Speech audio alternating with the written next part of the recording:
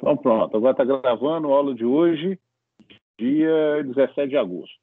Então, eu estava dizendo o seguinte, que nós vamos trabalhar com a parte de orientação a objetos, a parte de modelagem, vai ficar com o professor Marcos Miguel, e nós vamos trabalhar a parte de conceitos e programação. Vamos adiantar a parte de conceitos, enquanto ele trabalha lá a parte de requisitos. Quando ele entrar na parte de modelagem, a gente já viu todos os conceitos e a gente pode começar a trabalhar com programação, certo? E eu estava dizendo para vocês que orientação a objetos é uma coisa relativamente recente, tá? Considerando com os outros métodos de programação e desenvolvimento de software. Tá? Só não é mais recente porque os conceitos já surgiram há muito tempo. Só que esses conceitos eles ganharam força depois que apareceram um monte de linguagens orientadas a objetos, mas não era só isso. Ferramentas para a gente trabalhar com orientação a objetos, técnicas de modelagem, todas as teorias de outras áreas de desenvolvimento de software, como teste, qualidade, padrões de projeto. Num determinado momento, isso tudo converteu, né, para a área de orientação a objetos. E aí isso começou a ficar extremamente popular e poderoso. Okay? Então, como eu estava dizendo, hoje em dia, ninguém desenvolve mais software que não seja orientado a objetos. Existem ainda softwares que funcionam em tecnologias anteriores, como, por exemplo, programação e análise estruturada. Mas isso ficou relegado a sistemas mais antigos, né? O que a gente chama de sistema legado. Software a gente não consegue migrar ele o tempo inteiro, né? Surge uma tecnologia nova, vamos converter o software todo. Não dá tempo da gente fazer isso.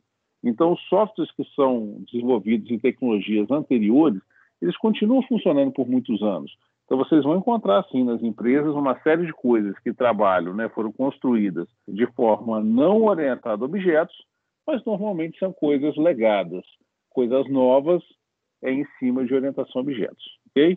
Então, olha só, é isso que a gente vai estudar aqui nessa disciplina, e isso vai servir quantidade enorme de disciplinas no curso. Vocês vão ver aqui na parte de programação, depois quando vocês forem ver os diversos laboratórios de programação, todas as linguagens novas são orientadas a objetos. Se vocês forem trabalhar ou com Python, ou com Java, ou com C Sharp, ou qualquer outra coisa, né? Mesmo as linguagens para celulares, tudo é orientado a objetos hoje. Então, esses conceitos vão servir para qualquer laboratório de programação. Mas também vão servir para disciplinas de modelagem, para disciplinas de arquitetura, de padrões de projeto, de qualidade, de teste. Como eu disse, tudo hoje é em volta de orientação a objetos. Então, vamos ficar bastante atentos, porque os conceitos que a gente vai estudar aqui e depois nós vamos programar, eles são fundamentais para todo desenvolvimento no curso, ok? Só para vocês terem ideia, Marco, o software legado sempre está dentro do paradigma da programação procedural? Não, Toledo. Toledo é o quê? É o Matheus Toledo? Beleza, Matheus. Olha só, não necessariamente, cara. Quando a gente chama de alguma coisa de legado, significa que ele está numa tecnologia que não é a tecnologia mais que a empresa está utilizando naquele momento. Então, meu amigo, isso pode estar em qualquer coisa, ok? Pode ser procedural, pode ser estruturado, ou mesmo, às vezes, uma tecnologia orientada a objetos, mas de uma versão antiga, de uma linguagem, né? Tudo aquilo que não é mais a versão atual ou a tecnologia mais atual, a gente chama de um legado, beleza?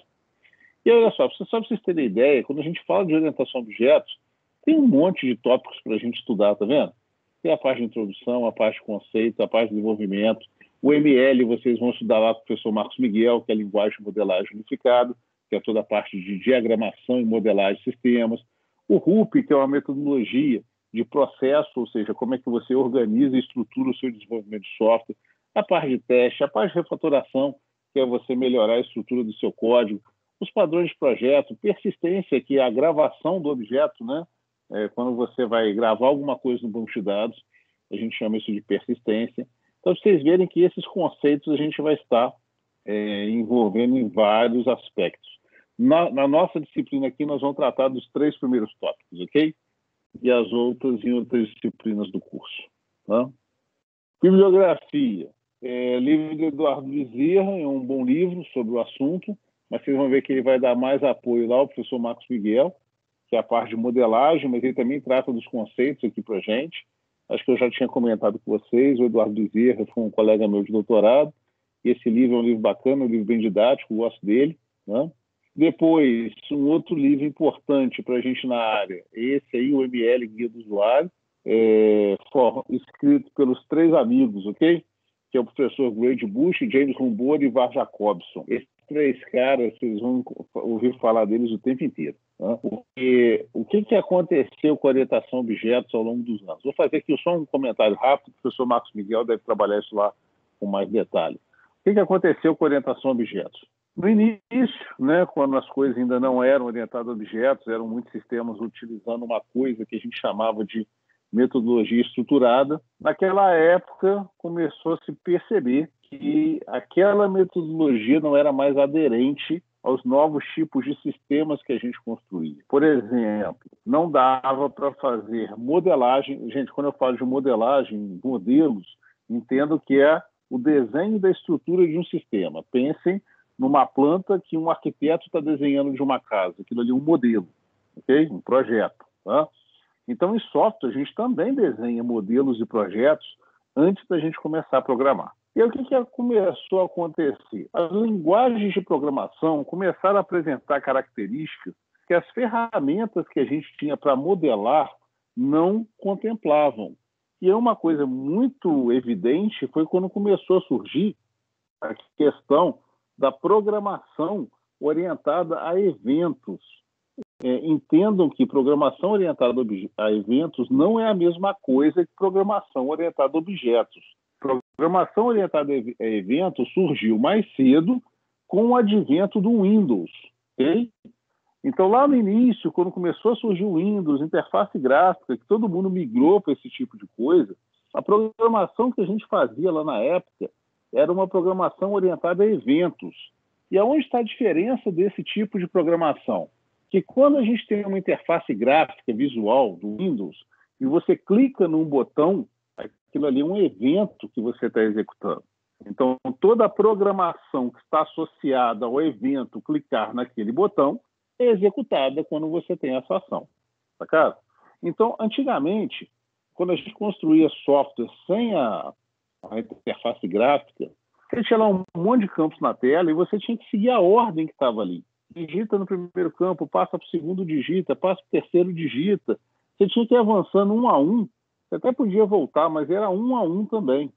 Com a programação orientada a eventos, hoje a gente pode clicar em qualquer lugar, certo? Abre tela, você fecha a tela, você clica no botão, você muda a ordem dos campos pelo simples clique nele. Então, isso passou a ser chamado de evento. O que é um evento? É clicar num botão, é digitar num campo, é abrir uma janela, é fechar uma janela. Perceberam? E aí, como as linguagens de programação, explorando o ambiente Windows, começaram a usar muito esse tipo de recurso, o que a gente tinha de metodologia para desenhar, para projetar sistemas, não era compatível com esse tipo de coisa. E aí começamos a ter problemas, porque a gente não conseguia mais projetar, desenhar sistemas, porque eles precisavam, nesses modelos, nesses projetos, de representar recursos que as linguagens ofereciam, mas as ferramentas de modelagem não tinham. E aí começou a ficar aquele negócio seguinte, para que eu vou fazer esses diagramas, esses projetos, se eu não consigo representar aquilo que eu vou efetivamente construir na hora que eu for programar? Entenderam? Seria uma analogia do tipo, o arquiteto, ele não tem uma determinada ferramenta para desenhar que o engenheiro consegue construir lá na frente. Aí o arquiteto fica perdido, né? Como é que eu vou representar aqui algo que o engenheiro consegue fazer lá na frente, mas eu não tenho mecanismo para representar isso? E aí as pessoas começaram a perceber que a análise estruturada, a programação estruturada, começou a ficar defasado. Tá? E aí, da programação orientada a eventos, que foi isso que eu falei, depois surgiu a programação orientada a objetos como uma evolução disso. E aí, o que aconteceu? A gente precisou mexer também na questão dos modelos, para que eles ficassem condizentes com as ferramentas que a gente tinha de programação. Aí, esses 3 caras aí foram caras importantes nisso. Tá? O professor Grady Bush, os professores também James Rumbor e Var Jacobson. Quando a orientação a objetos começou, Esses caras eram pesquisadores na área e eles construíram ferramentas, né, de projeto de sistema e elas conseguiam representar tudo que a orientação a objetos se propunha. Vocês devem imaginar que tudo aquilo, quando está no início, é uma terra de ninguém, né? Cada um faz o que quer, do jeito que quer e tenta mostrar que é o melhor do que o outro. E aí surgiu um monte de ferramentas e técnicas para que a gente pudesse modelar sistemas utilizando os conceitos que a orientação a objetos trouxe. Só que começou a ficar também complicado, porque você imagina, não tinha um padrão, um fazia de um jeito, outro fazia de outro jeito, outro fazia de terceiro jeito, e aí começou a ter umas 10, 15 maneiras diferentes para fazer. Esses 3 caras aí foram os 3 caras que mais se destacaram, né? Aí o professor Grady Bush, ele tinha uma teoria bastante importante sobre esse assunto, mas a forma de representação gráfica era muito ruim. O professor James Humboldt era o contrário, ele tinha uma forma de representação gráfica boa, mas a teoria não era tão sólida. E o professor Ivar Jacobson ia para um outro caminho, que eram os casos de uso, que era a representação do ponto de vista do usuário.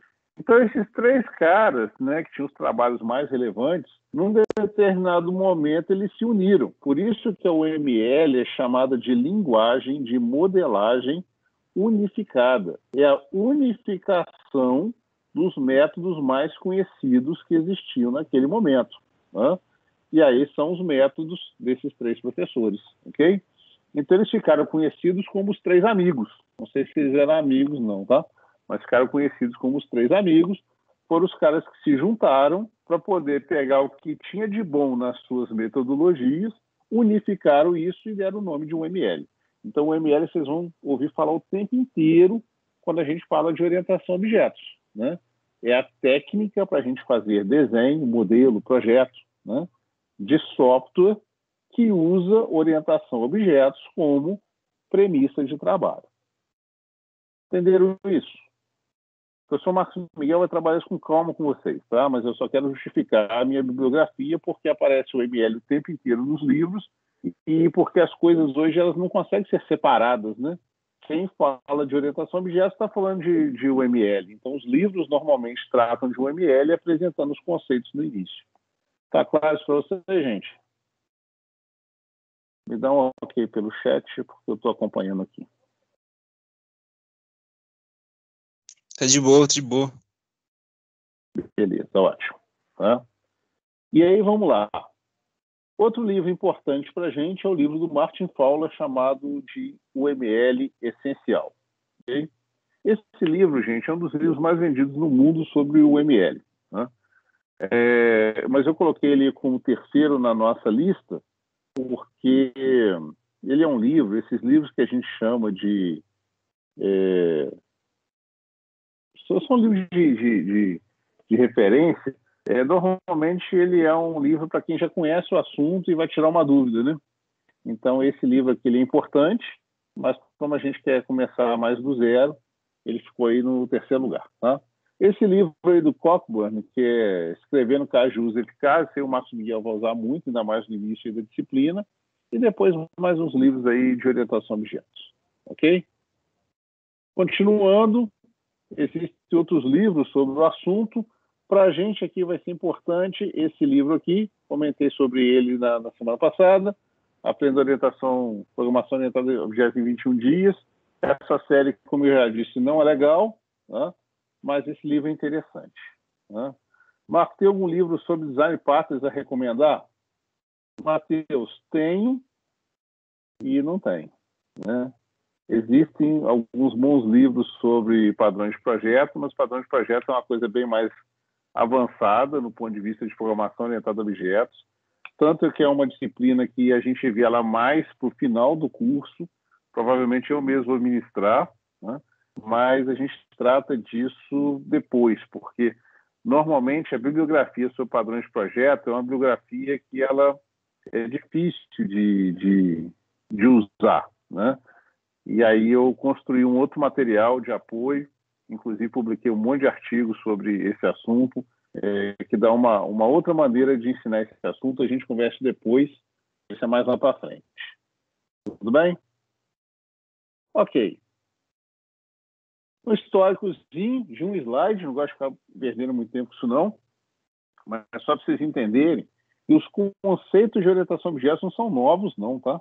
Na linguagem Simula 67, que é de 1967, você vê que já é um troço bastante antigo, tá? Tem mais de 50 anos, já apareceu o primeiro conceito, que é o conceito de classe. Isso surgiu numa linguagem lá no final da década de 60, ok? Não era uma linguagem ainda orientada a objetos, porque não implementava tudo que a gente considera importante numa linguagem orientada a objetos, mas já era um precursor. E depois surgiu, na década de 70, meados para o final, uma linguagem chamada Smalltalk, que essa sim implementou todos os conceitos da orientação a objetos. Então, só para vocês terem ideia, já tem aí pelo menos aí, garantidamente uns 40 anos que esses conceitos existem, mas que às vezes não eram tão usados, porque não adiantava você ter uma linguagem apenas que implementasse isso.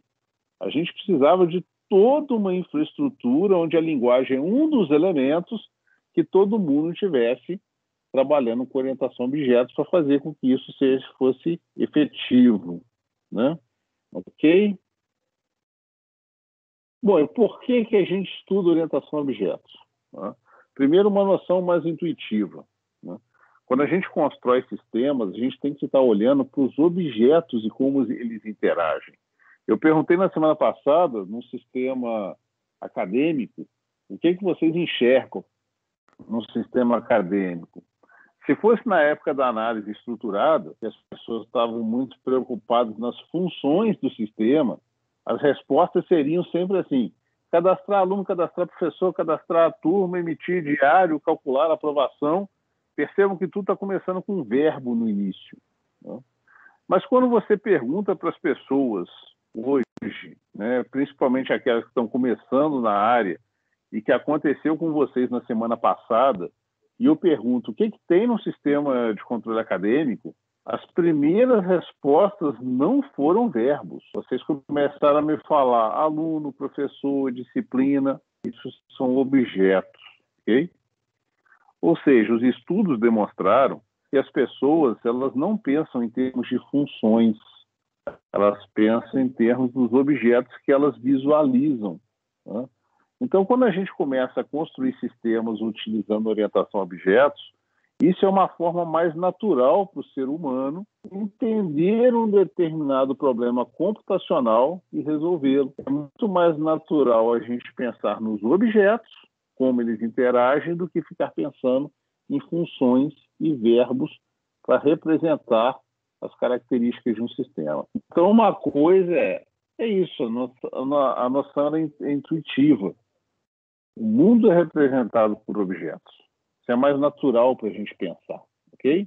E com isso você tem um melhor mapeamento do mundo real para o mundo computacional. Quando a gente começa a transportar para dentro de um sistema um determinado problema, fica mais fácil se a gente está conseguindo enxergar através dos objetos e representar da mesma maneira num sistema computacional.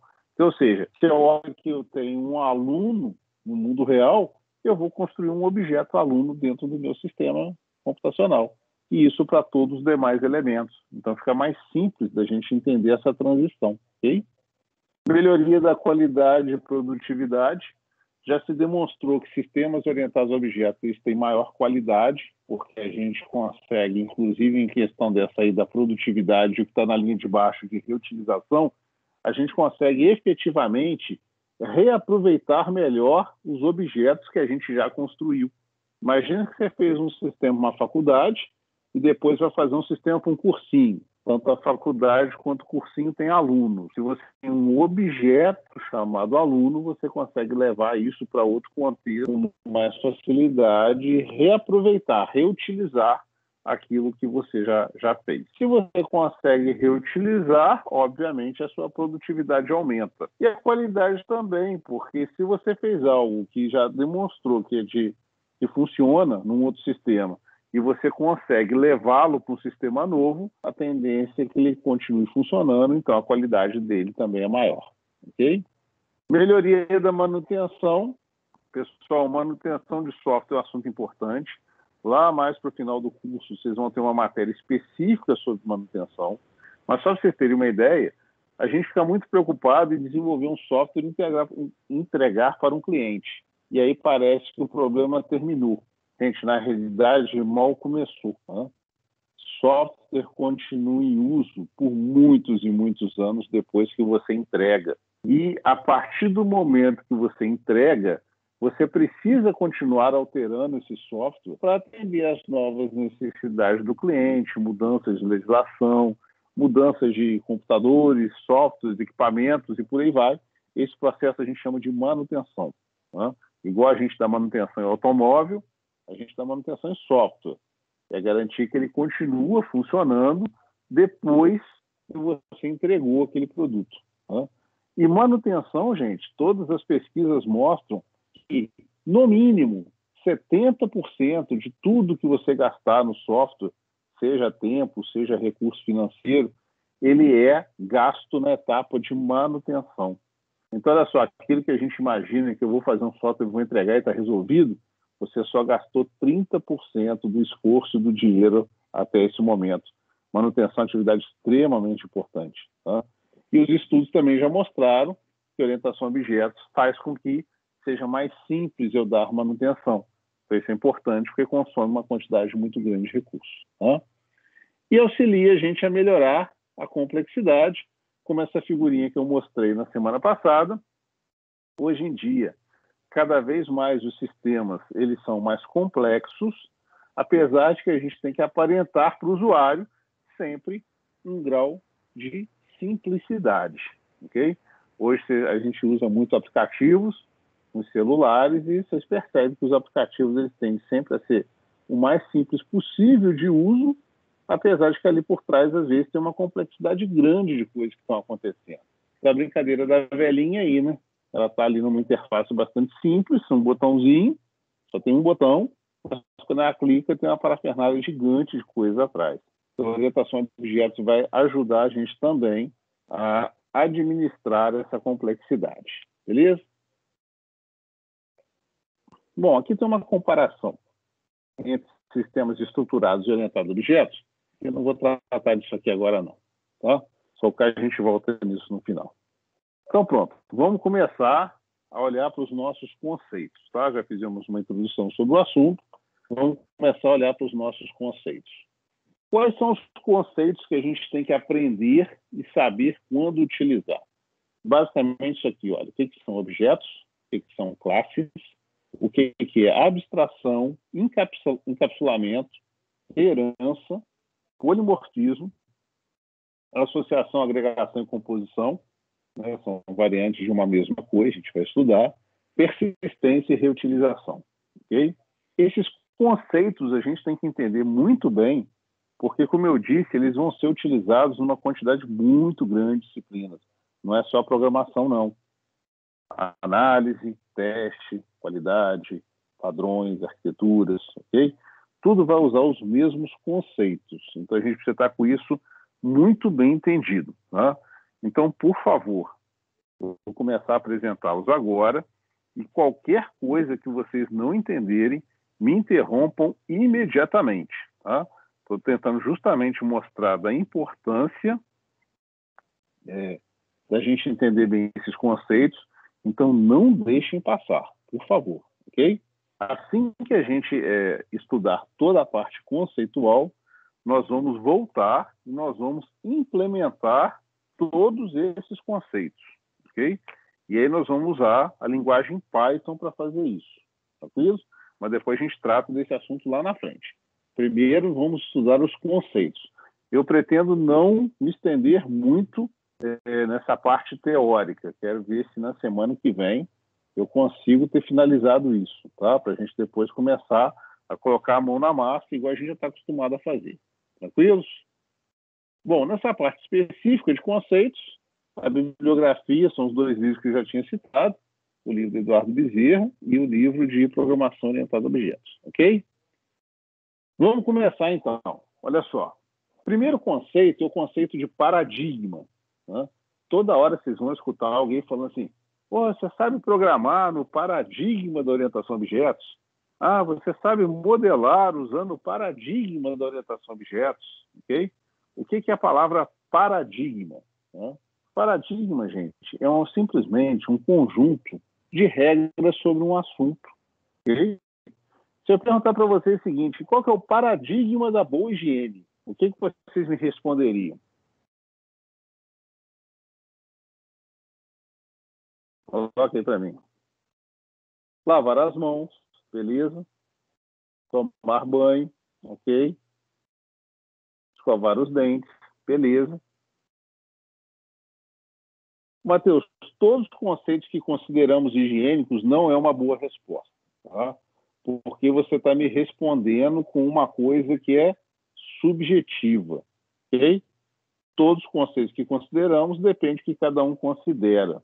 A gente tem que aprender a ser mais objetivos, ok? De forma a não gerar dúvida. Então, olha só, lavar as mãos antes das refeições, ok? Tomar banho ao menos uma vez ao dia, ok? Escovar os dentes após as refeições, ao acordar, antes de deitar, ok?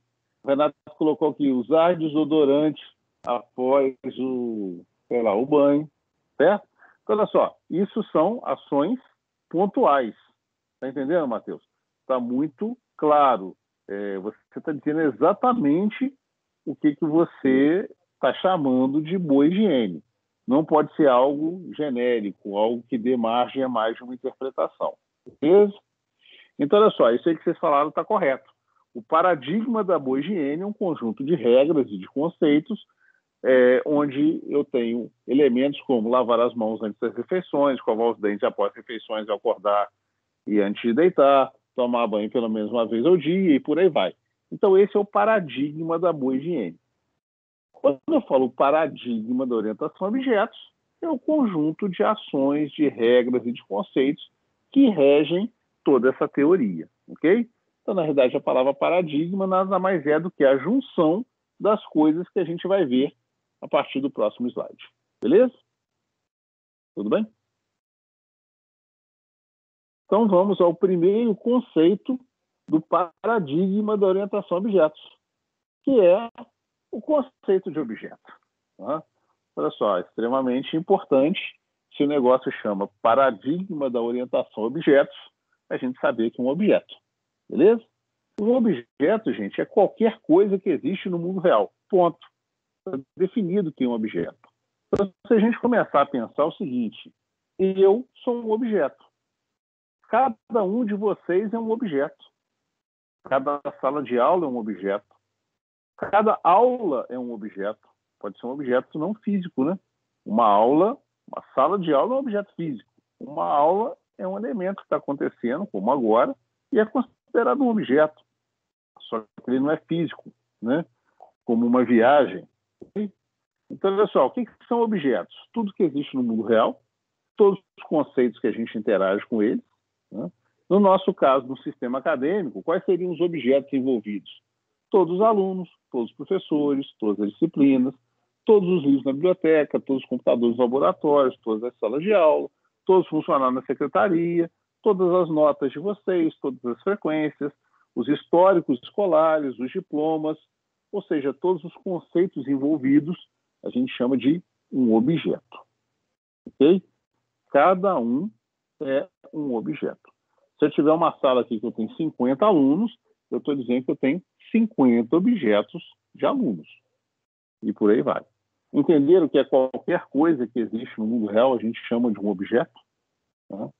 Então, quando eu for construir um sistema para a universidade, por exemplo, eu vou ter objetos, alunos, professores, disciplinas, salas, notas, frequências, históricos, diários. Isso tudo a gente chama de objeto. Então dá para entender que é um conceito amplo e por isso o mesmo negócio se chama orientação a objetos. Tudo está ligado aos objetos. Ok? Mas olha só, os objetos, eles têm algumas características que a gente precisa descrever. Tá? É o que está aí no slide. Objetos possuem atributos, métodos e identidade. Ok? O que é um atributo? É uma informação informação que eu tenho sobre o objeto. Tá? Então, toda vez que eu precisar representar algo que um objeto precisa armazenar, eu chamo isso de um atributo. Okay? São dados sobre aquele objeto. Alguém poderia me dizer quais são atributos de um aluno? Que tipo de Nota. informação num sistema acadêmico eu preciso de um aluno? Notas, mais o Nota. quê?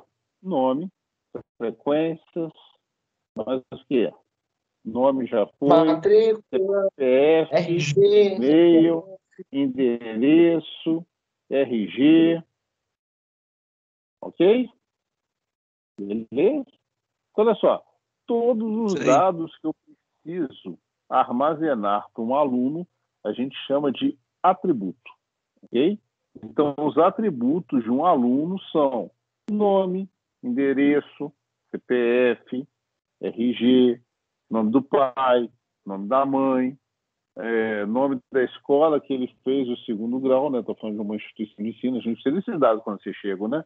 Ano que você concluiu o segundo grau, o curso que você está fazendo, o seu número de matrícula, o seu e-mail, o seu celular, todas as informações que eu preciso dos alunos, a gente chama isso de atributos, que determinam o estado de um objeto, ok? Então dá para entender. Vamos supor, nessa turma aqui, eu tenho 50 alunos, eu tenho 50 objetos. Todos os objetos, gente, têm os mesmos atributos. Todo mundo tem igual. Nome, endereço, telefone, CPF, e-mail. Então, os objetos têm os mesmos atributos, mas cada um deles tem um valor diferente para representar cada um de vocês. Tudo bem? Tá claro o que são atributos? Sim, sim. Marco, Pois não. quando a gente lida com objetos em programação, todas as informações desse objeto estão contidas nele mesmo? Ou, por exemplo, você tem uma matriz com todas as entradas de matrícula? Uma matriz... Você entendeu? Não sei. Entendi. Quem está falando? Ô, Gustavo. Gustavo, olha só. Quando a gente fala de um objeto, essa sua pergunta ela é interessante porque isso é uma das mudanças que quando a gente veio da programação estruturada para a orientação a objetos. Antigamente, quando eu queria armazenar informações, elas estavam dispersas, elas estavam distribuídas dentro do sistema. Então, às vezes, ficava difícil identificar, por exemplo, quais eram todas as informações que eu tinha de um aluno, porque isso estava disperso.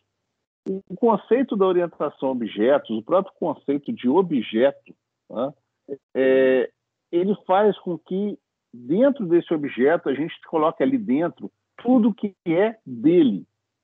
E aí, os dados do aluno vão estar dentro do objeto aluno e não mais em outro lugar do sistema. Então, a gente centraliza isso dentro do objeto aluno. Isso é importante porque isso facilitou muito a construção de sistemas e uma das coisas importantes da orientação a objetos é o que eu disse lá no início, da reutilização. Imagina que eu vou fazer um sistema depois desse, para uma faculdade, igual eu tinha dito, vou fazer um sistema para um cursinho. Aí eu tinha que levar lá para o cursinho todas as coisas de aluno. Se tivesse tudo disperso dentro de um sistema, quando eu fosse levar para o outro lugar, ia ser muito difícil fazer isso. Agora, se está tudo organizado dentro do aluno, quando eu levar o aluno para lá, para o outro sistema, ele já leva com tudo que é dele. Então, fica muito mais simples essa reutilização. Ok? Agora só, deixa eu ler os comentários que vocês estão colocando ali. Ó. Provavelmente cada aluno é uma matriz, mas deve depender do sistema ou do que o cliente pediu. Tá? E depois o Matheus dá para fazer um paralelo entre classe e struct do C. Gente, vamos parar com essas coisas. Tá? Olha só. Primeira coisa é o seguinte, deixa eu falar para vocês uma coisa extremamente importante. Uma falha, talvez, muito grande nos profissionais da informática é as pessoas quererem levar tudo para o lado da linguagem. Okay? Olha só, Matheus, eu não quero saber se isso é classe, se é struct do seu, de qualquer outra linguagem. Não quero discutir isso aqui agora. Ô, Tiago, não quero ficar pensando se isso aqui é uma matriz e não é uma matriz. Tá? Eu quero que vocês entendam o conceito do que a gente está discutindo. Porque esse conceito ele vai ser implementado em cada linguagem de programação de uma maneira diferente. Ele vai utilizar estruturas diferentes de acordo com o local onde eu estiver utilizando.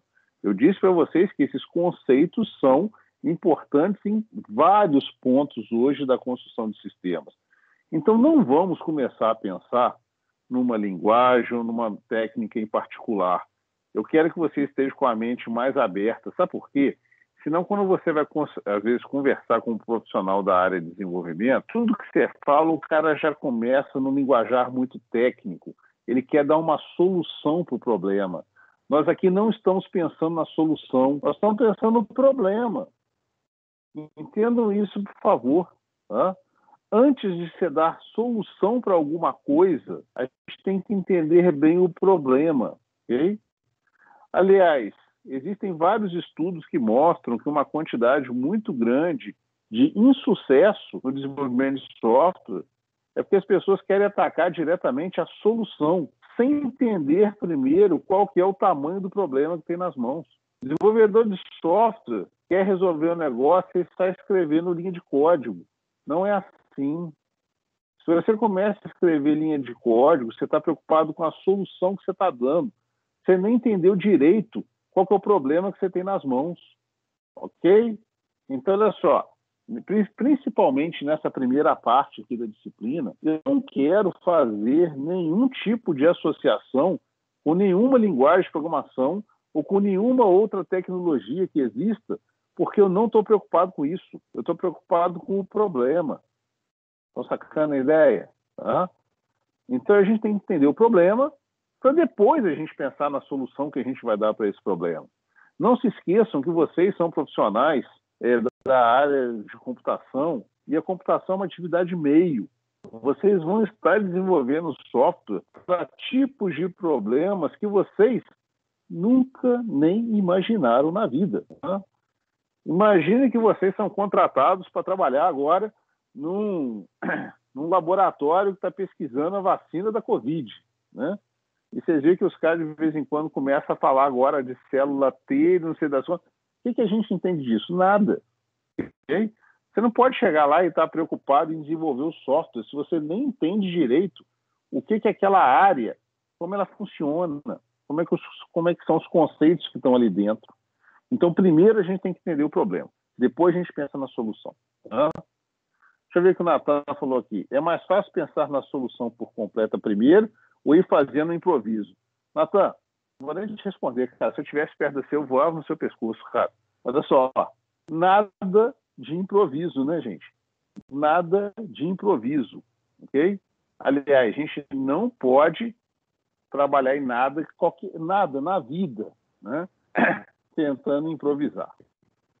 Agora, isso não quer dizer, Natan, que a gente tem que pensar na solução por completo primeiro, não. Tá? E aí você fala assim, como assim? Né? Olha só,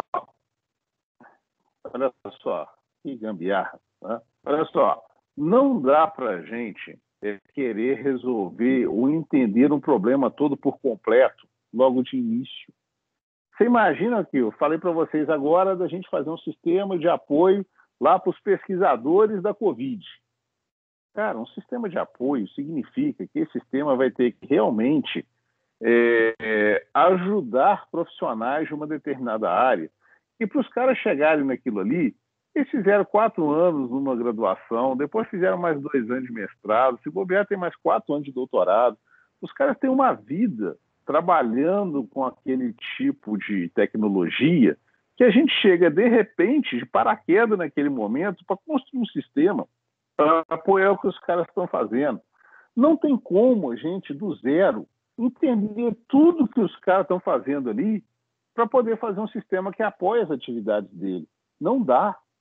Aliás, isso é uma discussão interessante, porque eu disse que a gente está trabalhando com orientação a objetos, que é uma técnica mais moderna, mas na anterior a ela, que eu já citei, que é a análise estruturada, o raciocínio na época era assim, tá? A gente tinha que entender tudo primeiro, para projetar tudo primeiro, para depois modelar tudo primeiro, para depois codificar tudo uma vezada só e entregar.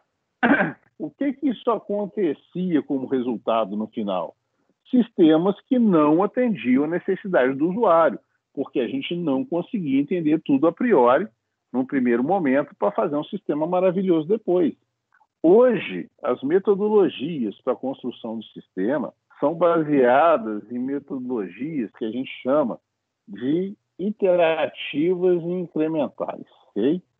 Ou seja, baseado numa espiral. Pensa no desenho de uma espiral. É assim que a gente desenvolve o sistema hoje. A cada volta do espiral, você desenvolve um pedaço novo do sistema e entrega para o seu usuário. Então, a gente não precisa mais conhecer tudo. Eu entendo um pedaço do problema, construo aquele pedaço e entrego para as pessoas começarem a usar e criticar. Aí eu entendo mais um pedaço do problema, acrescento e entrego de novo. E vou fazendo isso o tempo inteiro. Imagina dando umas voltas numa espiral. Ela vai crescendo de tamanho, né? Cada volta na espiral, meu sistema vai ficando maior. Eu vou entregando mais coisas. Então, olha só, Nathan, nem uma coisa nem outra, ok? Não é improviso, porque eu estou trabalhando continuamente para entender o funcionamento daquilo, vou entregando novas funcionalidades gradativamente, mas também não preciso saber tudo no primeiro momento, porque isso, inclusive, é extremamente difícil, ok? Aí deixa eu ver os comentários aqui.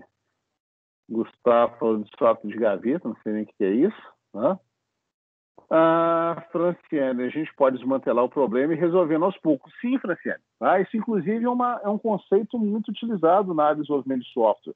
A gente chama isso de divisão e conquista. Okay? Se você tem um problema muito grande nas mãos, é muito difícil você resolvê-lo. Agora, se você consegue dividir em problemas menores são mais fáceis de serem resolvidos. Então, por isso, da divisão e conquista. Né? Eu divido para conquistar. Eu consigo conquistar se eu tenho problemas pequenos para resolver, mais simples. Perfeito. Tá? Renato, ok. Matheus, muitas vezes uma solução melhor aparece durante o desenvolvimento, melhorando a documentação. Mais ou menos, Matheus. O que eu disse aqui é uma situação intermediária, né? Ou seja, eu aprendo um pouco, implemento, aprendo mais um pouco, implemento mais um pouco, ok? Mas a ideia é que quando eu entrar na fase de implementação, seja de um pedaço dela, eu já discuti qual que é a melhor alternativa para aquilo, ok? Tentar fazer com que a gente mude as coisas no meio do caminho é mais complicado, tá? A ideia é que cada rodada do espiral você aprenda, discuta, debata, indique a melhor solução para ser desenvolvida naquela rodada e depois faça tudo de novo para as etapas seguintes. Entendidos? Ok? Bom, então, continuando, a gente falou que os objetos possuem atributos, que são os dados que eu preciso armazenar daquele objeto, mas os objetos também têm métodos, comportamento, que significa aquilo que o objeto faz. Ok? Então, olha só, eu disse que os atributos de um aluno, nome, endereço, telefone, nome do pai, nome da mãe, e-mail, ok? Agora me diga o que um aluno faz. Quais são as responsabilidades de um aluno? Fala para mim. Consultar nota, estudar, assistir a aula, realizar tarefa, estudar de novo, fazer prova, gerar boleto, beleza? Ter participação. Tudo bem? Olha só, uma coisa interessante. Percebam que todas as coisas que vocês me responderam aí, nesse caso, começou com verbo. Tá vendo? Estudar, consultar, realizar, fazer, gerar, ter. Isso está correto. Tá? As funções, os métodos, função e método é a mesma coisa, tá, gente? As funções e métodos de um objeto representam as responsabilidades dele. Tá? O Renato botou aí acessar. Responsabilidade é uma ação. E é muito comum a gente descrever as ações com verbos. E eu, particularmente, gosto de verbos no infinitivo, igual vocês colocaram aí. Estudar, realizar, fazer, gerar, acessar. Ô, Ok? professor, Diga. métodos e eventos, então, é tipo a mesma coisa? Ou não? É bem parecido. É bem parecido. Tá? A diferença do Aqui. conceito de evento é que ele está associado a um outro tipo de ação. Seria Sim. mais correto eu dizer o seguinte: quando eu disparo o evento de clique no botão, eu executo um método de, por exemplo, consultar nota. Ok? Saquei. Então, Saquei. o evento está mais associado à ação e o método está mais associado à responsabilidade. Então, muitas vezes, Entendi. você tem um evento que dispara um método. Isso seria mais apropriado a gente dizer. Beleza? Sim, entendi. Valeu, Então, olha professor. só, gente. Valeu. Métodos estão muito associados a responsabilidades, o que o aluno faz. Ok? O evento leva um método? Caio, muitas vezes sim. Muitas vezes sim. Eu não gosto de generalizar essas coisas para vocês não ficarem criando regras, tá? Mas muitas vezes sim. E aí, olha só, a gente está dizendo aqui, beleza, a gente está dizendo aqui que os métodos são as responsabilidades. Então, vocês colocaram ali, consultar nota, beleza, é uma responsabilidade. Tanto que você pode entrar aí no portal acadêmico e clicar lá em consultar nota, ok? Gerar boleto, igual colocou ali, beleza, é uma responsabilidade. Você entra ali e gera o seu boleto. Tá? Acessar a plataforma, você vai lá, coloca login e senha. Ou seja, as coisas que aquele objeto pode fazer são as responsabilidades dele. Agora, tem uma coisa aqui interessante para a gente discutir. Dois colegas aqui colocaram estudar. Quer ver, ó, Natanael e o Renato colocaram estudar. Aí você fala assim, estudar é uma responsabilidade do aluno? É. Aluno estuda? Sei lá, cara, tem minhas dúvidas. Mas seria uma coisa que ele deveria fazer. Ok? Só que a questão toda é a seguinte: existe um conceito que a gente vai estudar daqui a pouquinho, né? O Nathanael colocou aí que é importante. É importante, Nathanael, mas o meu raciocínio aqui está indo num outro caminho. Olha só, lembra que a gente está falando de um sistema. Se eu construo um sistema que tem lá gerar boleto, beleza, você vai lá e clica no gerar boleto. Se eu construo um sistema que tem lá consultar nota, você vai lá e clica no consultar nota. Agora, se eu tenho um sistema que tem lá estudar, o que significa isso? Entenderam? Olha só, estudar é importante, igual o Nathanael colocou aí, óbvio, muito importante. Tá? Mas, num sistema de controle acadêmico, isso é relevante? Essa é uma pergunta diferente, ok? Olha só, vocês imaginam vocês chegando na faculdade, quando a gente voltar no presencial, né? Em algum momento isso vai acontecer. Aí vocês imaginam lá na portaria, o porteiro, na hora que vocês chegaram, o cara vira assim pro Natan: Natan, você estudou hoje? Né? Aí o Natan fala: estudei. Quantas horas você estudou? Aí o Natan: 15 segundos. Né? Aí o cara vai lá no sistema e registra: aluno Natan estudou 15 segundos no dia 17 de agosto. Né? Isso tem sentido, gente, para um sistema acadêmico? Entenderam? Isso tem sentido? Alguém vai perguntar isso para vocês? Tá cara a discussão. Né? Aluno estuda? Bom, pelo menos deveria. Né? É importante aluno estudar? Importante. Mas no sistema de controle acadêmico da faculdade, é relevante eu registrar que um aluno estudou, quanto tempo ele estudou a cada dia? Não. Ok? Então, por que essa discussão nossa aqui ela é fundamental? Porque os métodos que eu estou dizendo aí dos objetos, a gente só vai representar aqueles que fazem sentido para o sistema que eu estou construindo. É o que o cara acabou de colocar aí, ó. Estudar é uma ação irrelevante para um sistema. É relevante. Está fora do contexto do sistema. Não tem um relatório no final para eu saber quantas horas os caras estudaram. Isso não serve para nada. Okay? Então, no contexto de um sistema de controle acadêmico, por mais que estudar seja uma ação dos alunos, isso não vai virar um método para mim, porque no contexto daquele sistema, isso é irrelevante. Entenderam? É a mesma coisa que você falar o seguinte: aluno pega transporte para chegar na faculdade? Pega. Né? Não importa se é ônibus, moto, bicicleta, carro, canela mesmo, né? Não importa. Né? Agora, para o sistema, isso faz diferença como é que você chegou na faculdade? Não. Então, a gente não vai representar isso como um método. Por que isso é importante? Para a gente também não construir sistemas gigantescos com coisa que o seu usuário não precisa. Entenderam? Percebam. Construir alguma coisa gasta tempo, esforço, dinheiro. Tá? Se alguém não precisa daquilo, você não vai gastar tempo, esforço e dinheiro com aquele negócio. Tá? Até porque você não vai ter nem de quem cobrar, né? Então, fala assim, não, eu não pedi isso, não precisava disso. Você colocou isso aí, o problema é seu. Entenderam? A Andrei está pedindo para aceitar ele. Aceitei. Beleza? Entraram aí. Sacaram isso? Então, a gente só vai colocar atributos e métodos, gente, tá? Daquilo que a gente precisa. Ok?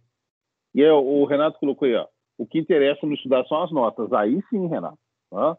A nota tem que ter? Tem, porque ela sai no seu histórico, ela determina se você passou na disciplina ou não, é importante para você poder formar.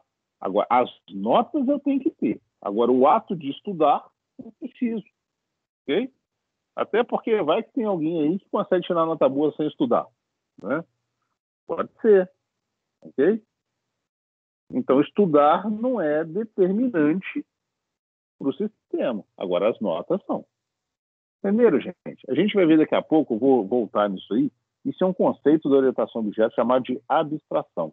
Okay? Abstração é o conceito de eu ignorar tudo aquilo que não é relevante naquele contexto. Beleza? Daqui a pouco a gente volta dele. Tá? E os atributos, gente, que a gente já passou por ele, é a mesma coisa, tá? Eu só vou colocar os atributos que sejam importantes naquele cenário. Ok? Aí, aluno. Eu preciso de nome? Claro. Endereço? Sim. Telefone? Sim. Ok? Agora, será que eu preciso de outra coisa? Tipo sanguíneo. Né? Tipo sanguíneo é legal. Mas você precisa disso no sistema de controle acadêmico? Não, eu não preciso, mas é legal. Não, a pergunta é, você precisa disso? Não. Então não tem. Ok? Percebam que, às vezes, a gente gasta tempo demais para fazer um sistema, a gente começa a colocar coisas que não precisava. Tá? Aliás, tem uma situação nova. Vocês estão fazendo esse semestre a disciplina de legislação, então? Sim. Olha só, então, provavelmente, a professora vai discutir lá, inclusive eu vou lembrá-la disso, ok? Tem uma legislação nova que vai entrar em vigor, já foi aprovada e já foi adiado 2 vezes, mas agora diz que é sério, né? Apesar que a gente não sabe se pode acreditar. Mas vai entrar em janeiro ou fevereiro, início do ano que vem, vai entrar uma lei nova em vigor chamada Lei Geral de Proteção dos Dados. Okay? Uma série de penalidades para empresas que, por algum motivo, perderem o controle dos dados dos seus usuários. Imagina um vazamento, uma ação indevida, ok? Esse tipo de legislação vai entrar em vigor. Deve entrar em vigor no início do ano e as penalidades só no meio do ano. E aí, nesse tipo de lei, a primeira coisa que tem lá é o seguinte, é isso aí, ó, LGPD, Lei Geral de Proteção de Dados, tá? A primeira coisa que tem nessa lei é isso aí. A primeira coisa que tem nessa lei é o seguinte, se você é responsável por essas coisas, você não deve ficar solicitando informações que não sejam de uso daquele sistema. Entenderam? Isso é proteger dados. Para que eu vou pedir para o meu aluno o tipo sanguíneo dele se eu não preciso disso para nada num sistema de controle acadêmico. Eu nem vou poder pedir isso mais, porque está fora do contexto daquele sistema. É uma das características dessa nova lei. E isso vai fazer com que a gente justifique por que eu preciso daquele tipo de dado. Tá? Se eu não conseguir justificar por que eu preciso daquele dado, ele não pode ser mais, ele não vai poder, né, quando a lei entrar em vigor, ele não vai poder mais ser solicitado ao seu usuário. Entendeu? Porque não faz sentido aquilo ali. Então, olha só, atributos de um objeto, quando entra em vigor, Mike, olha, cara, já adiaram isso 2 vezes, tá? As promessas agora que ela entre em vigor no início de 2021, no ano que vem, e as sanções, né, as penalidades, as multas, entra em vigor no meio do ano. Ou seja, vai ter mais ou menos 6 meses para as empresas poderem acabar de se adaptar antes de serem penalizadas. Okay? Essa é a previsão. Mas como já adiaram 2 vezes, a gente não tem nunca certeza, mas estamos trabalhando com esse cenário. Beleza? Então, olha só, tanto os atributos quanto os métodos, somente no contexto de cada objeto que seja relevante para o sistema que você está construindo. Tudo bem? Fala aí.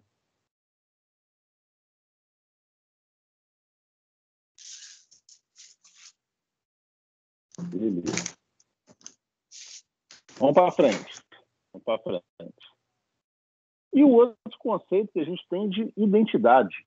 Né? Identidade, gente, é algo que consegue separar objetos de forma única, sem precisar recorrer a nenhum de seus atributos. Ok? E me fala o seguinte: o que identifica vocês, cada um de vocês, em relação às outras pessoas?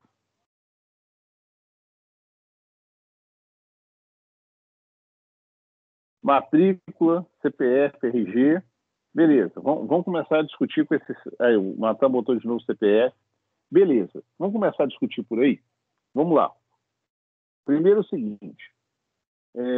CPF, RG e número de matrícula. Quando vocês nasceram, alguém lá na maternidade já te entregou isso?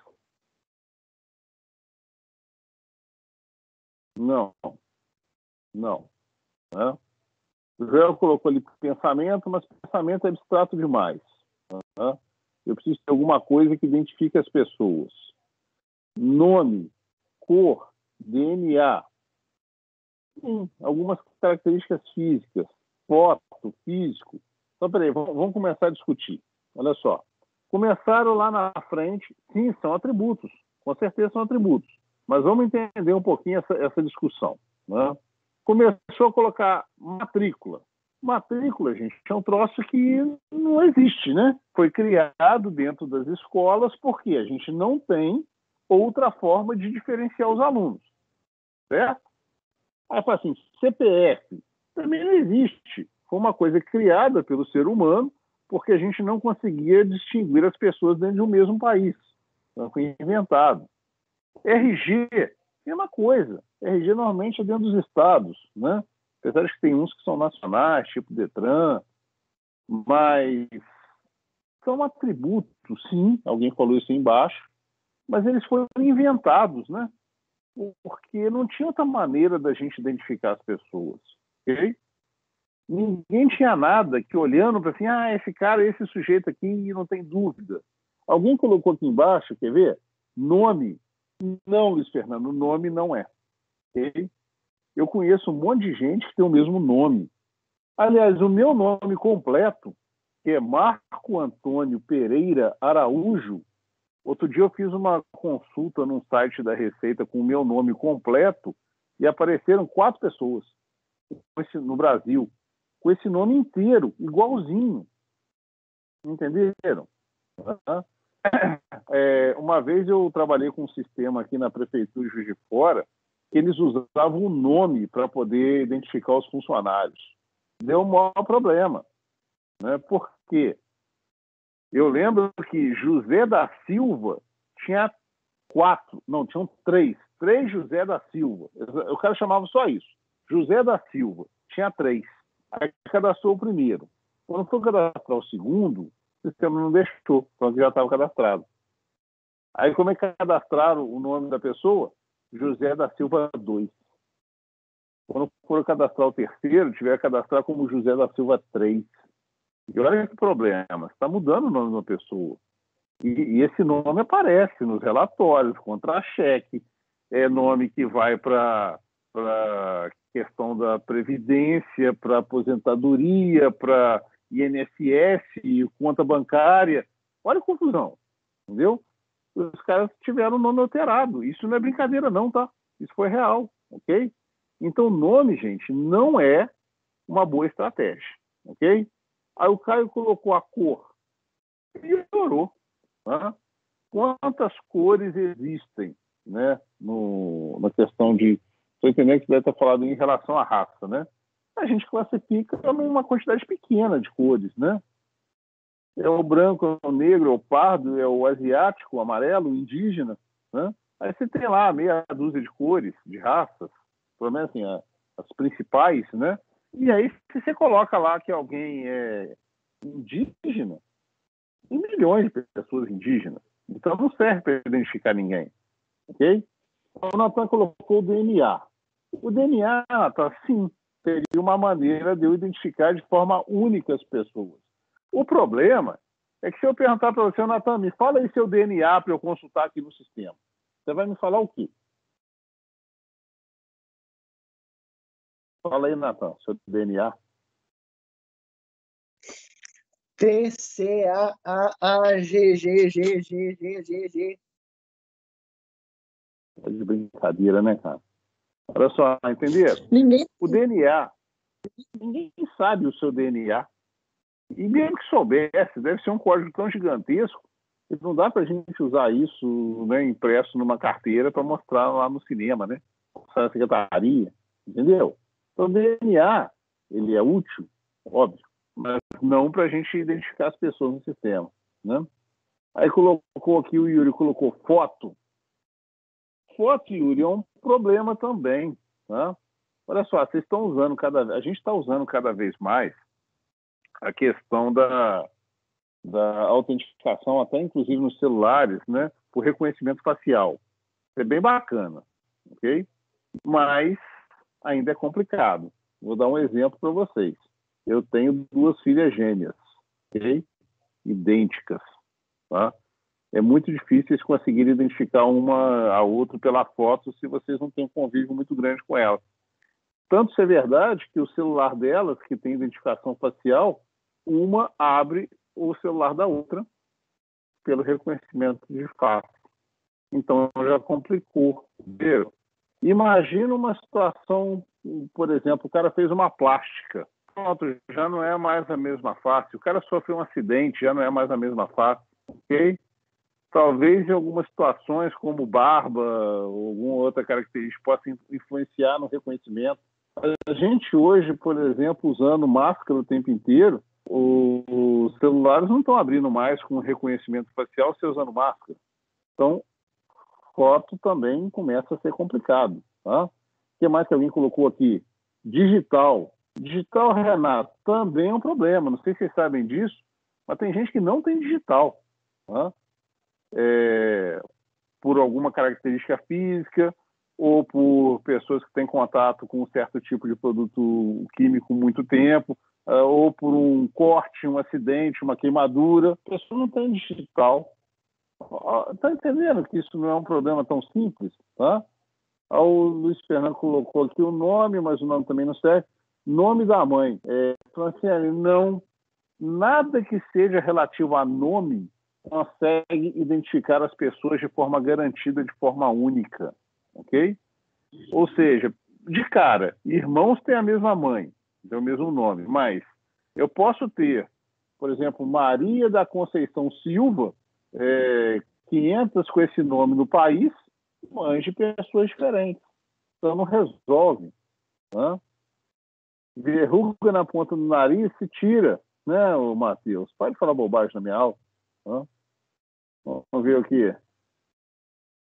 Ué, Marco. Então o jeito é um ID único. Para você Vamos lá, vamos identificar chegar o lá. pessoa público. Vamos lá. Mike é muito exclusivo. No Brasil, né? Cheguei em outro lugar, tem Mike a rodo. Né? Vamos lá, beleza, beleza.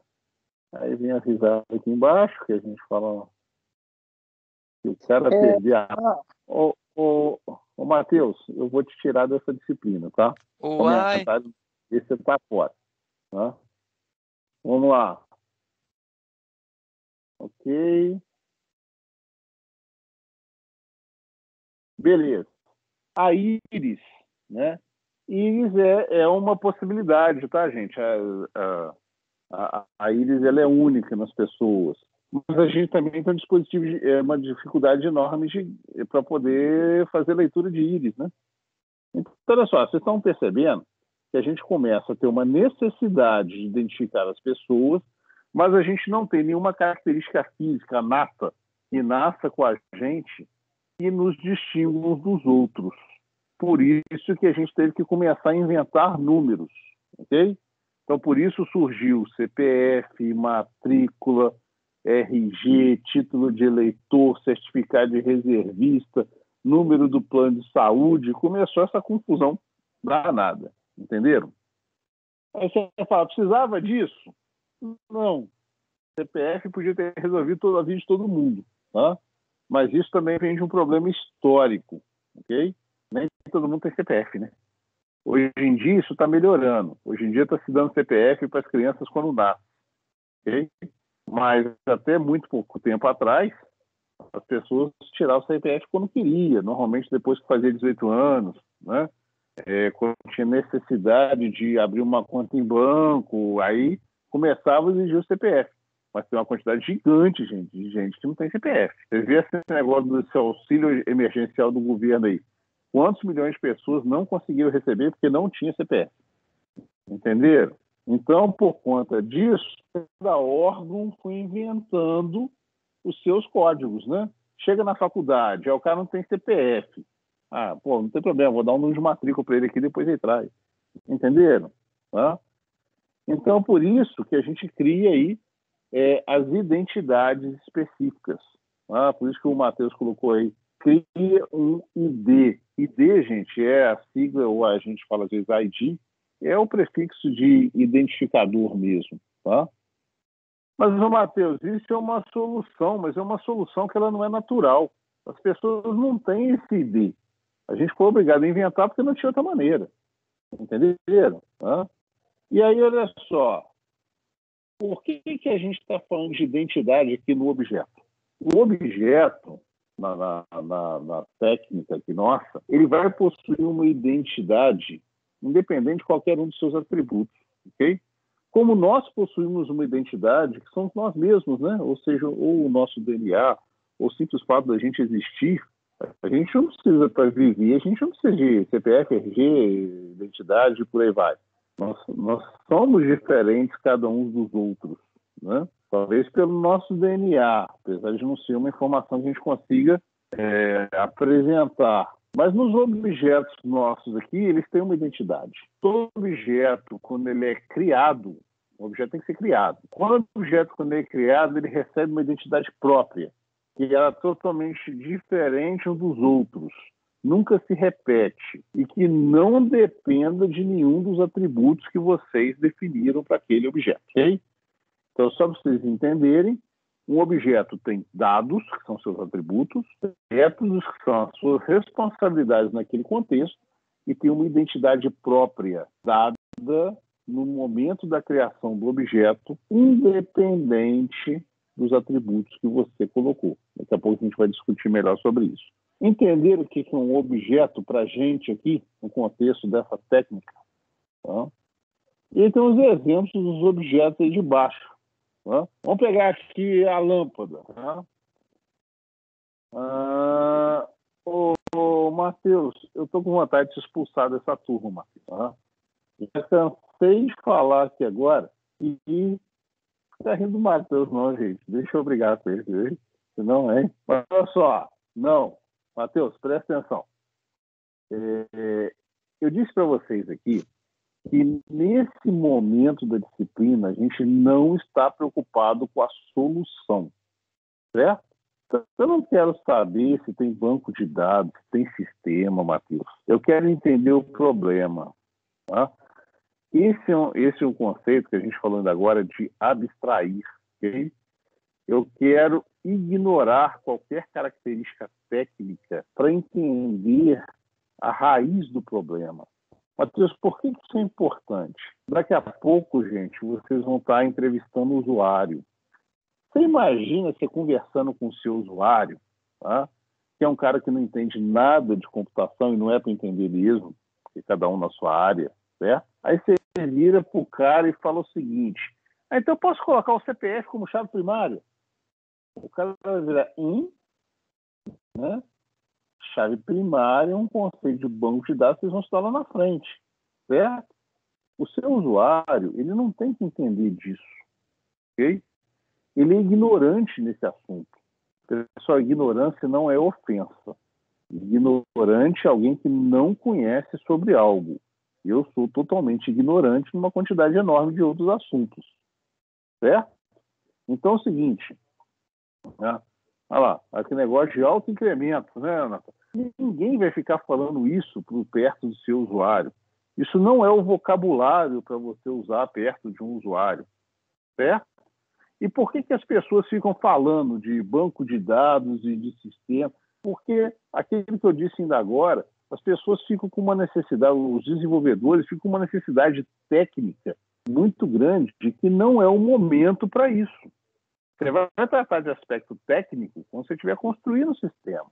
Quando você estiver interagindo com o seu usuário, você não pode levar esse linguajar técnico, porque não cabe naquele momento. Tá sacando, Matheus? Tá? Então, olha só, você perguntou se a identidade é relevante para o banco de dados do sistema.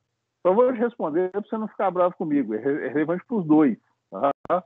Mas não é essa discussão que eu quero ter aqui agora. Eu quero uma discussão que ela seja independente de tecnologia. Eu quero discutir conceitos. Tá claro?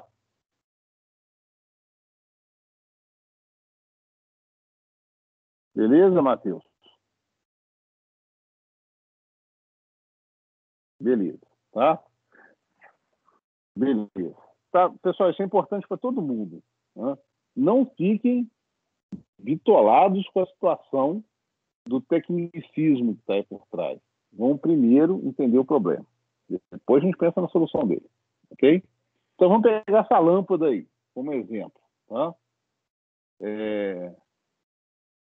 Vamos pegar essa lâmpada. Alguém pode me dizer quais são os atributos dessa lâmpada? Dados dessa lâmpada? Voltagem, potência, corrente máxima. Potência, corrente, ok?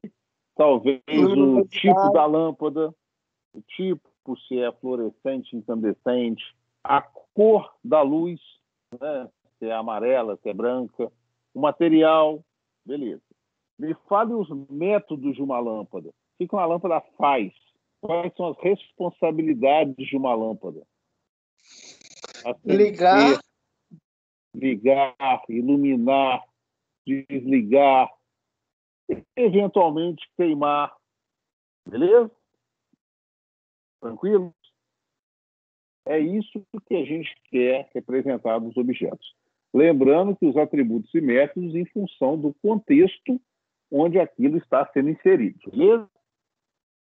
Ok, vamos continuar aqui. Eu botei um slide aqui, gente, só com isso escrito, tá? Eu vou passar esse material para vocês.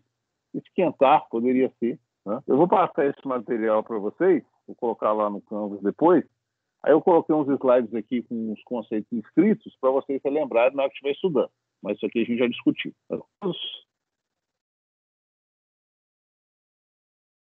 E aqui uma figurinha para ilustrar esse tipo de coisa. Tá? Tem um martelo aí, tá vendo? Aí o martelo, ele tem as 3 características. O estado, que são os seus atributos, behavior, que é o comportamento, né, os métodos, e a identidade, ok? Que o diferenciam dos outros. Alguém pediu para entrar aqui? Pediu, Caso Alberto. Ô, Roberto, você está chegando agora ou você caiu e voltou? Não, pô, o que eu tô aqui é que eu entrei no computador aqui também. É que eu não tô conseguindo digitar no chat pelo celular. Aí eu vou ver se vai dar pelo computador. Entendi, cara, Roberto. Você não era assim, cara? Até estranhei, hein? Aqui tá Beleza. dando digitar. Olha só, então a brincadeirinha aqui, ó, o Estado, percebe que tem um martelo aqui, que tem uma plaquinha com algumas informações sobre ele, são os dados sobre ele. Depois tem o comportamento, que são as ações, ele está aqui martelando, tá vendo? E a identidade, não sei se está claro para vocês verem, mas aqui embaixo tem um monte de martelos. Cada martelo existe por si só, pelo simples fato de ter sido criado. Tá? Tem a sua própria identidade. Tudo bem? Então, essa figurinha é legal para vocês lembrarem das 3 características principais de um objeto. É o seu estado, o seu comportamento e a sua identidade. Beleza? Vamos ver se a gente consegue avançar mais um pouquinho hoje só, pelo menos, para a gente falar sobre classe. Então, vamos lá. Classe. E é o seguinte, classe, gente, é um conceito extremamente importante em orientação a objetos. Eu disse para vocês que cada um de vocês é um objeto. Cada professor é um objeto. Cada sala é um objeto. Cada aula é um objeto. Ou seja, tudo são objetos, ok? Mas esses objetos, eles são agrupados. Eles têm semelhanças. Eles têm os mesmos atributos e mesmos métodos. Os valores são diferentes, mas os atributos são iguais. Todo aluno tem nome, endereço, telefone e por aí vai. Todo aluno faz matrícula, tranca matrícula, forma, beleza? Os atributos e os métodos são os mesmos, porém, cada objeto tem os seus valores próprios. Um chama Casalberto, o outro chama Caio, o outro chama Renato, o outro chama Natan. Cada um tem nota diferente do outro. Então é como se todo mundo tivesse o mesmo molde, mas tem os seus dados particulares, ok? A esse molde a gente chama de classe. Então vamos começar a entender porque esses dois conceitos eles andam muito juntos. Tá? Uma classe define a estrutura dos objetos que serão criados a partir dela. Então, olha que coisa legal, se a gente começar a pensar direitinho. Quando eu vou modelar ou quando eu vou codificar sistemas, eu construo classes. Eu digo que tem aluno, professor, disciplina, aluno tem nome, endereço, telefone. Eu estou falando meio genérico, tá vendo? Para todos os alunos que vão existir. Então, eu estou falando da classe. A classe é o molde, o modelo, o carimbo, ok? Então, eu defino classes e as classes, por sua vez, vão criar objetos. Então, quando eu estiver criando um sistema, eu vou dizer o seguinte, ó, eu tenho a classe dos alunos. Aí chega o Natan, passa no vestibular. Aí o Natan é um aluno. Tá, então eu vou criar um objeto da classe aluno para o Natan, que acabou de chegar, com as informações dele. Então, o Casalberto entra na faculdade. Vou lá na classe aluno de novo, vou criar um objeto para representar o Casalberto. Entenderam? Aí, o Renato veio transferido, vamos supor, de outra faculdade. Não é o caso não, mas só para exemplificar. O Renato veio transferido. Beleza. É aluno nosso agora. Eu vou lá na classe aluno, vou criar um objeto para poder representar o Renato. Entenderam? Então, a classe determina a estrutura. A partir dela, os objetos são criados. Por isso que eu botei em cima esses bonequinhos atrás do outro aí, tá vendo? Meio iguaizinhos. Tá? Eles vão ser criados a partir de uma mesma classe. O Natan perguntou, objeto é criado dentro de uma classe cria objetos, Natan. Tá? Não tem esse conceito de ser dentro ou fora, ok? Uma classe cria objetos. A gente chama isso... Não, Natan, faz comigo não. A classe cria objetos, ok? E aí o seguinte, esse ato de criar, a gente costuma usar um sinônimo. A gente chama de instanciar, ok?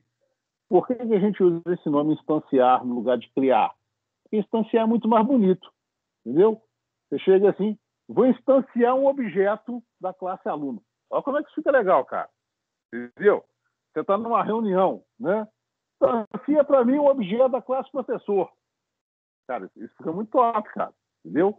Então, algumas palavras, assim, elas surgem para criar um certo impacto, tá? Mas no final das contas é a mesma coisa, tá?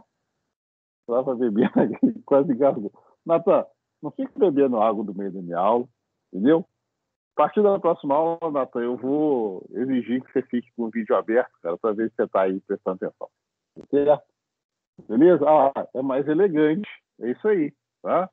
É um negócio que causa impacto, gente. Igual o primeiro que a gente viu, o paradigma.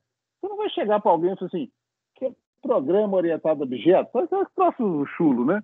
Assim, você conhece o paradigma da orientação a objetos? Cara, o cara fica até meio receoso de responder, cara, porque ele fica achando que é um troço, né? Entenderam?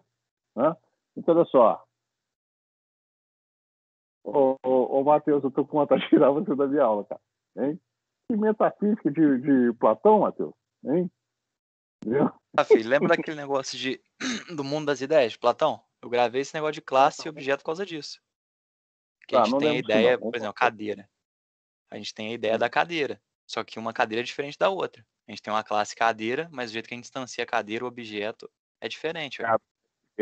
Cada objeto é uma cadeira diferente. Por mais que ela tenha todos os seus atributos iguais às outras. Certo? Você pode ter, vamos pegar aí o... Como é que é o negócio, o Matheus? Até esqueci, cara. Achei até bacana o negócio. Como é que é o negócio aí? Da metafísica de Platão. É, metafísica de Platão. Gente, isso aí vai cair na prova, tá? Falar a física de Platão é tão bacana quando você falar que vai instanciar um objeto. Olha como é que pega bem. Tá? E aí o seguinte, ele está falando o seguinte, você pega duas cadeiras exatamente iguais, não tem nada que diferencie uma da outra. Então, mas ainda assim são duas cadeiras. Então são dois objetos criados a partir da mesma classe, que é aquela cadeira. Beleza? Então, tá. Diga. Por exemplo, eu tenho um objeto aluno.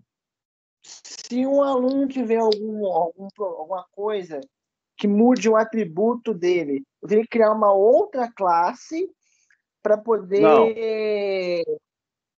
Não, fala assim, por exemplo, o aluno tem um atributo RG, mas aí chega um aluno estrangeiro que não tem RG, tem um outro tipo de documento. É um exemplo, por exemplo. Ok, estou entendendo. Olha só. Você não precisa necessariamente criar outra classe para isso. Né? Você pode ir na mesma classe, aluno, e criar um atributo, por exemplo, que é o número do passaporte. Beleza? Estrangeiro pode não ter um CPF, mas todo mundo tem passaporte. O número de passaporte é único no planeta inteiro. Ok? Então, você pode simplesmente acrescentar na classe aluno o número do passaporte, inclusive para os alunos brasileiros, se tiverem passaporte, já pode adicionar, ou sim, você pode criar uma outra classe chamada aluno estrangeiro. E aí existe um conceito associado a isso, que a gente vai ver na próxima aula, chamado de herança, que vai ajudar a resolver esse problema. Mas a gente discute semana que vem, beleza? Perfeito, obrigado, Marco. Beleza. Deixa eu só terminar esse raciocínio aqui, que já são 8h30, mas só para não ficar aqui no meio do caminho. Então, olha só, entendo que uma classe é o molde de um conjunto de objetos. Quando eu construo sistemas, programo sistemas, eu crio classes. Okay? E as classes vão instanciando objetos à medida que for necessário. Por isso que é comum a gente falar no verbo instanciar. Chegou o aluno novo, eu vou instanciar o objeto da classe aluno para ele. Ok? E é também muito comum a gente chamar o objeto de instância. É um sinônimo. Ok? Então, quando eu falar que eu tenho um objeto que representa o aluno Matheus, eu posso dizer também, da mesma forma, que eu tenho uma instância que representa o aluno Matheus. Entenderam a ideia? Beleza? Deixa eu ver aqui. Aí tem um monte de bobagem, se for falando aqui no meio do caminho. Né? O objeto fica inventado dentro de classe. Mas você tirou isso, Casaberto. Você estava tomando água também no meio da minha aula, Casaberto. Olha só, indentação, gente, é um recurso de programação, né? É simplesmente chegar o código para o lado, para dentro de um if, alguma coisa assim. Tá? Não é exatamente isso aí não, Casaberto, mas depois a gente discute isso com calma. Tá? Aí o Arthur tá meio caladão, cara. O Arthur, as aulas vão ficar disponíveis aonde? Eu vou botar no Canvas, tá? Mas eu faço aquele esqueminha também que eu fazia. Eu subo elas no YouTube depois e mando os links para vocês, beleza? Tá tendo muita falação aí na sua casa esses dias. Sai de casa, Arthur. Então manda todo mundo para fora na hora da minha aula, entendeu? Bota todo mundo para fora ou bota moral aí, cara. Tem que dar um jeito nesse negócio. Tá? Você pra rua é bom, entendeu? Pensando de 100 metros, dá pra ser até no bar da esquina, né, cara? E fica lá. Tranquilo? Beleza. Pessoal, entenderam o que é o conceito de classe? Tá? Aí o último slide de hoje, para lembrar que eu vou continuar dele aqui na semana que vem, uma brincadeirinha aí com as classes, né? Percebo aí que eu tenho um monte de carros, cada um é um objeto, é um elemento do mundo real, é uma instância. Mas todo mundo é carro. Então eu tenho a classe dos carros, onde a partir dela eu criei um monte de objetos, um monte de instância. Aí você fala, mas tudo diferente? É isso mesmo. Cada instância é diferente uma da outra, mas foram criadas a partir da mesma classe. Por exemplo, na classe carro, eu poderia ter um atributo chamado cor. Aí um é amarelo, o outro é azul, o outro é laranja, o outro é vermelho, o outro é branco. Okay? Cada um tem o seu valor para o atributo, mas todo mundo tem cor. Beleza? A brincadeirinha aí, né? Isso tudo é brincadeira, né, gente? Aí, ali em cima, o motorista também que tem um monte de volante, um monte de câmbio, um monte de pedais, né? É só para mostrar que os carros todos têm as mesmas funções, né? Todos eles viram para a direita, viram para a esquerda, avança a marcha, retrocede marcha, acelera, freia. Eles têm as mesmas funções. Então, eu posso dizer que eles são objetos da mesma classe, a classe dos carros. Ou então, se quiser chamar, a classe dos automóveis. Okay? A classe determina o que cada objeto vai ter. Cor, modelo, ano, certo? E os métodos dela. Acelerar, frear, virar à direita, virar à esquerda. Aí a classe descreve isso. Para cada um desses carros aí foi instanciado um objeto a partir daquela classe. Então, cada objeto tem os dados específicos para ele a partir do que foi definido na classe. Entenderam a brincadeira? Então, todo objeto da mesma... Peraí, pulou aqui. Então, todo objeto da mesma classe tem a mesma função. Então, sim, todos os objetos de uma mesma classe têm as mesmas funções. Igual, por exemplo, aí, todos os carros têm as funções de virar para a esquerda, virar para a direita, acelerar, frear. Todos fazem as mesmas coisas. Pode ser que um esteja virando para a direita ou esteja virando para a esquerda, né? Eles têm autonomia para executar as suas funções, mas as funções são as mesmas. Beleza? Essas funções elas podem se comportar um pouquinho diferente de acordo com o valor dos seus atributos. Ok? Por exemplo, eu tenho uma função lá para verificar se o aluno foi aprovado na disciplina. Se a nota dele é 7, ele foi aprovado. Então, o verificar a aprovação vai dizer que ele foi aprovado. Se a nota dele for 3, a mesma função vai dizer que ele foi reprovado. Então, elas podem ser influenciadas pelos valores dos atributos. Mas o que você disse é correto. Todos os objetos têm as mesmas funções. Entendido? Só com as explicações já ficou bem mais fácil entender como funciona o Java, por exemplo. Não quero saber de Java. Certo, Pedro? O Petrus... Ô, gente, cadê o Petrus, gente? O Petrus não está aí não, gente? Esse semestre eu vou reprovar o Petrus, cara. Fala com ele que se ele continuar subindo o morro, vou ficar ele no laboratório 7, ele vai vir. Tá? Vamos lá, o que tem aqui? Peraí, pulou um monte de coisa aqui. A gente coloca os objetos numa lista. Natan, faz comigo não, Natan.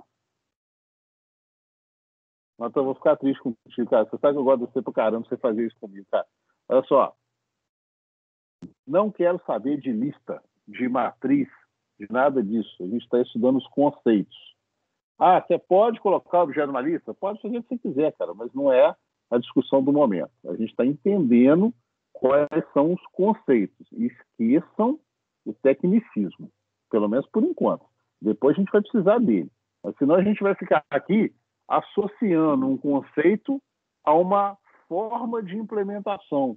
E eu não quero que vocês pensem assim de jeito nenhum por agora. Beleza? Ah, mas onde vai ficar salvo o objeto? De novo, Natan? Faz isso não, Natan. Tá? O objeto, ele vai ficar salvo sim em outro lugar. Esse é um conceito, gente, chamado de persistência. Persistir significa armazenar esse objeto em algum lugar. E aí o conceito mesmo de persistência é um conceito amplo. Onde eu vou guardar ele não está nem importando agora. Tá? Mas olha só, não preocupa com isso agora. Beleza? O objeto só existe depois que é criado. Com certeza, o Matheus. O Leide é o Matheus, isso aí. Com certeza. Eu só posso usar o objeto depois que ele é criado. Ok? Eu fico associando programação toda hora. Mas, Roberto, é melhor não, sabe? Porque eu lembro daqueles programas que você fazia de 20 milhões de linhas de código. Se você ficar tentando associar isso com aquela programação que você fazia, vai complicar muito a nossa situação aqui. Então, para com isso. Tá? A classe cria objeto que cria aluno. Não, Yuri. A classe cria objeto. Ele não vai criar aluno. O objeto já é o aluno. Ok? Então, é simplesmente a classe cria objeto. Pronto. Hã? Brincadeira. Ok? Pessoal, o pessoal que entrou esse semestre não fica assustado não, tá? Porque depois vocês vão conhecer esses caras que já estavam aí, entendeu? Eu estou sendo até bastante gentil com eles, tá? Vocês viram que as coisas que eles fizeram no semestre passado, vocês iam me dar razão, beleza? Brincadeira, tá, gente? Ok? Tranquilo, gente? Por hoje? Tá? Tá só, eu vou botar o material para vocês, mas hoje nós, por mais que a gente estudou, a gente viu toda uma introdução, né? Mas a gente viu dois conceitos que dos mais importantes de todos. O que é classe e objeto, né? Sem isso, a gente não consegue discutir absolutamente nada dentro desse paradigma que a gente está estudando. Tranquilos? Se vocês saíram daqui hoje entendendo o que é classe e objeto, está muito bem resolvido. Eu acho que na aula que vem a gente consegue um pouco mais rápido avançado em outros conceitos. Beleza? Tranquilos? Pessoal, beleza. Muito obrigado aí por hoje. A gente se fala de novo na segunda-feira de semana que vem. Tranquilo? Show, pessoal. Professor. Obrigado, boa noite. Oi, diga. Esse slide você vai pôr no Canvas, vai, né? Vou, depois eu coloco lá. Show, valeu, obrigado. Beleza? Valeu pela aula aí. Boa noite com todo mundo. Valeu, boa noite. Boa noite, Marco. Valeu. Valeu, Marco. Mentira, Valeu, obrigado. não. Beleza. Falou. Valeu.